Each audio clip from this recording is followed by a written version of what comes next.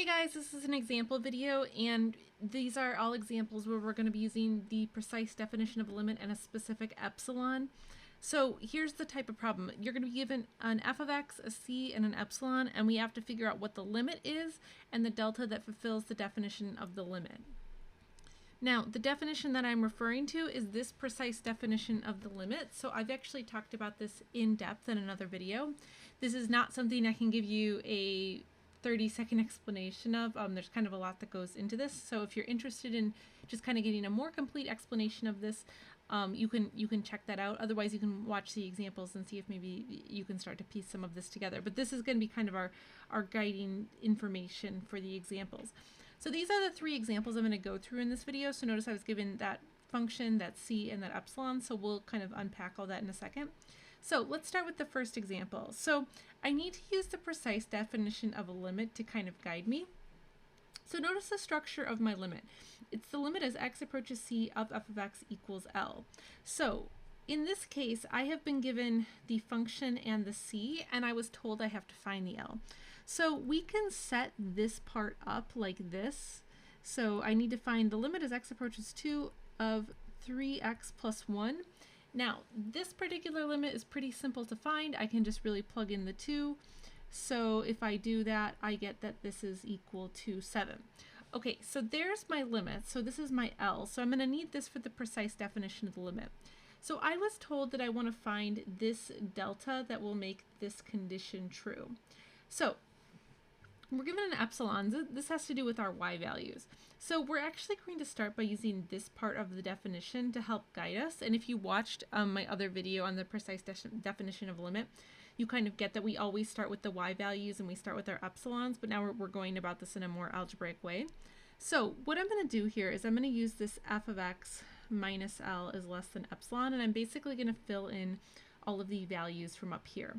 So my f of x is going to be replaced with 3x plus 1. We just found my L. My L was 7. And then my epsilon was 0.01. Okay, so from here, what we want to do is we actually want to solve this for x. Right now, everything is in terms of y values, but we are ultimately trying to relate this to delta, and delta has to do with x values. So taking this information, we really need to boil it down for the x. So we have to kind of solve for the x, and so what that means is we have to solve this absolute value inequality. Now, in case you're rusty, the way that works with this particular setup, so you actually break this into the three-part inequality like this. So I'm going to rewrite this as 3x minus 6. I'm just going to go ahead and simplify that. So notice how I did that. I just took this 0.01 and I put it on each side, but on this side it's going to be negative. Now, basically from here, what you're going to do is you're just going to do all the work that you need to do to solve for this. So I'm going to go ahead and add the 6 to all sides. So this is going to be 5.99 is less than 3x, which is less than 6.01. And then you can divide all sides by 3. And so then that's going to give me 1.99. I will round that up to 7. Let's see, I'm running out of room here. I'll write that down here. 1.997 is less than x, which is less than 2.003. Okay, so these values, these are actually the specific x values that would get us within epsilon of our limit. So if you remember from the first video, I talked a lot about finding specific x values. These are those values, but what we're interested in now is not the specific x values, but instead now the values of delta. So now I'm going to show you how to zero in on that. So I'm going to make some space. So this information I'm just going to leave here. I'm going to need this for later. And now what we want to do is we really want to zero in on this part of the definition that's talking about how to get to the delta. And so what I specifically need is this x minus c is less than delta. So I'm going to take this part of the definition and I'm going to start kind of relating it to what we've got. So I don't know what my delta is, but I do know what my c is. So my c came from up here. That was something that was given. Okay, so what we're going to do now is we're basically going to set this up so that we can figure out the distance around the x coordinates. And so here's how we do this. we set this part up, this is another absolute value inequality, so we can break this up into another 3-part inequality. And we can solve for x once again. So for me to solve for x, I'm going to add the 2 to each side. So now I've got 2 minus delta is less than x, which is less than delta plus 2. And so now what I've got is I've actually got this equation now is talking about kind of getting to the delta, and this is talking about the specific x values. So these two things are actually related to one another. So this condition here is going to be related to this value here. This is going to help me figure out that distance. This condition here is going to relate to this part here. So we've actually got two equations that we can solve now. So let me start with the yellow ones. So I've got 2 minus delta is equal to 1.997. So I'm just going to go ahead and I solve for this, and I'll just tell you what the answer is. This comes out to negative 0.003. And then if I do that again for the other equation where I had this delta plus 2 equals 2.003. So if I solve for this, I get that my delta equals, oh, and sorry, this was positive, not negative. They're both the same. Okay, so again, I explained all the deltas, and it's much easier if you just kind of refer to the other video if you're trying to understand kind of all the stuff that goes into this. But from an algebraic standpoint, these are the same thing. So the delta that you're looking for is just this 0.003. So that would basically be our answer. That's the delta that we're looking for. That solves the rest of the problem. Okay, so moving on to the next one. So now I've got this set of criteria here. So once again, I have to find the limit. So remember, I'm starting with the limit as x approaches. So my c in this case is 1, and then my function is x squared plus 1, and this is another one that's pretty simple to figure out. So I just take 1 squared plus 1, so this just equals 2. Okay, so there's my limit. So this is going to be my L. Okay, and so now I can go ahead and use this definition of the limit. So I've got this f of x minus L is less than epsilon, so I can fill in all of that. So this is x squared plus 1 minus 2 is going to now be less than 0.1. Alrighty, so now I can go ahead and break this inequality up once again. So I basically want to solve for the x one more time. So I've got negative 0.1 is less than x squared plus 1. Oh, sorry, x squared minus 1. I can do math, I swear. And then okay, so there we go.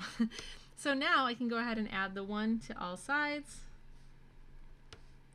So this is going to give me 0.99 is less than x squared, and then this is going to be less than 1.1. So now I've got to take the square root of all sides. So I'm just going to leave this in more general terms at the moment. So this is going to be the square root of 0.99. This will be less than x. This will be less than the square root of 1.1. We'll just leave it like that for right now. So once again, these are the x values that would actually be around our c on the graph. If you think back to the other video that I was talking about, these are the specific x values that would get us kind of into that epsilon region that I talked about in my last video. So now let me clear some space. And so now we basically have to figure out what are these distances from our to our c. So that's where I use this other part of the definition here. So I'm going to kind of use this to drive everything to help me figure out my distances. And this is going to have a little bit of a plot twist. So I'm going to have this x minus c is less than delta. I don't know delta, so I'm not going to fill that in. So this is going to be x minus 1 is less than delta. And then I can go ahead and set up the 3-part inequality. And then basically I go ahead and I solve this for x once again. So what I get here is I get 1 minus delta is less than 1, which is less than delta plus 1. Okay, so once again, what I'm going to do is I'm now going to set these parts equal to one another, and then these parts equal to one another. Okay, so now what I want to do is I want to take 1, let's see, I'll do this all in green just to make it clear what I'm doing here. 1 minus delta equals the square root of 0.99. And so if I go through and I solve all of this, and I actually try to, let's see, I'll actually show you the steps here. So this is 0.99 minus 1, so I subtracted that off. So my delta then is ultimately going to equal 1 minus. The square root of 0.99 comes out to 0.99, we'll round that to 0.995. So this delta is going to equal 0.005. And then for the other one, so now I'm going to take my delta plus 1 and I'm going to set that equal to the square root of 1.1. So I'm running out of space here, so I'll just tell you what the delta equals in this case. This delta will come out to 0.488. Okay, so now in this case you have two deltas. So basically for any time you have a function that's not a line, lines are going to end up having like this symmetry on each side of them, but for anything else like a parabola, it's not going to be equal distance on each side just because of the nature of how the graph grows. So you will get different deltas for a lot of your functions. Oops, and then sorry, I just realized I wrote this down. This is 0.0488. Okay, so what you do when you have these two different deltas is then you just choose the smallest one. So you need the smallest one's what's going to guarantee you in that range that we talked about in the other video. So the delta I'm looking for here, oops, is this one. Okay, so I highly recommend if you are watching this video to kind of learn this, that maybe you try this example on your own. So pause and hit play when you're ready. So for this one, I want to take the limit as x approaches -2 of the square root of 1 minus 4x. So once again, I can just plug this in. So this becomes the square root of 1 plus 8. So this is just going to equal 3. So that's my L. So now I kind of get the idea behind this. So I'm going to take the function minus the limit, and then the limit is 3. So minus the limit. And I need that to be less than my epsilon, which in this case is 0.02. And so now I can go ahead and work on solving this. So I've got negative 0.02 is less than 1 minus, or square root of 1 minus 4x minus 3 is less than 0.02. Add 3 to each side. So I get 2.98 is less than 1 minus 4x, which is less than 2.02. Oh, sorry, 3.02. And then I can square both sides. So we'll call this 8.88, and then this is 1 minus 4x, and then this is 9.12. Once again, I rounded that. So now I can subtract the 1 from each side. So this is 7.88 is less than negative 4x, which is less than 8.12. Now, be careful when you do this. Remember, when you divide by a negative number, that actually flips the value of your inequality. So let me clear a little space here. So I divide everything by -4, and so now I get negative 1.97. Notice that I flipped the inequality, and negative 2.03. So then I just like to rewrite this in proper order. I've seen a lot of times where people will mix this up and then it throws everything else off. Now, here's a quick gut check for you. So if you really understand this precise definition of the limit, these are your x values that